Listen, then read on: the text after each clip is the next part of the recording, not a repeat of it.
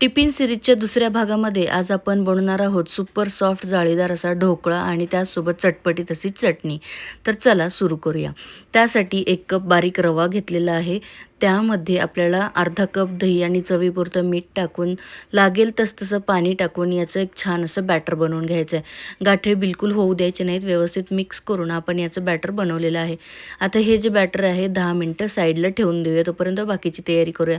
एकीकडे स्टीमरमध्ये पाणी आणि लिंबू टाकून गरम करायला ठेवलं आहे. दुसरीकडे ढोकळ्याची जी प्लेट आहे त्याला तेल लावून घ्यायचं, साईडला ठेवायचं. आता चटणीसाठी मिक्सरच्या भांड्यात पुदिना, कोथिंबीर, हिरवी मिरची, आलं, मीठ टाकायचं आहे. त्याचसोबत जिरे टाकलेले आहे, डाळवं टाकायचे, चाट मसाला, काळं मीठ टाकायचं आणि आईस क्यूब टाकून छान अशी चटणी वाटून घ्यायची.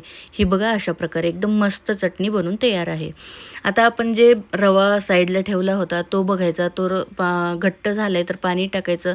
खायचा सोडा टाकायचा. सोड्याच्या ऐवजी इनोसुद्धा तुम्ही इथं वापरू शकता. व्यवस्थित मिक्स करायचं. ढोकळ्याच्या प्लेटमध्ये शिफ्ट करायचं आणि जे स्टीमर गरम आपण करून घेतलंय त्यामध्ये याला वाफवायला ठेवायचं. दिसायला छान दिसावं म्हणून वरून थोडंसं लाल मिरची पावडर मी टाकली आहे. तडक्यासाठी तेल गरम करून जी मोहरी टाकायची. मोहरीमध्येच कढीपत्ता आणि मिरची टाकून छान असा तडका आपल्या ढोकळ्यावर टाकून घ्यायचा आहे. आपला ढोकळा छान कट करून घ्यायचा आणि आपला एकदम सुपर सॉफ्ट जाळीदार ढोकळा बनून तयार आहे. नक्कीच ट्राय करून बघा. व्हिडिओ कुठल्याही क्षणी आवडला तर लाईक जरूर करा. धन्यवाद.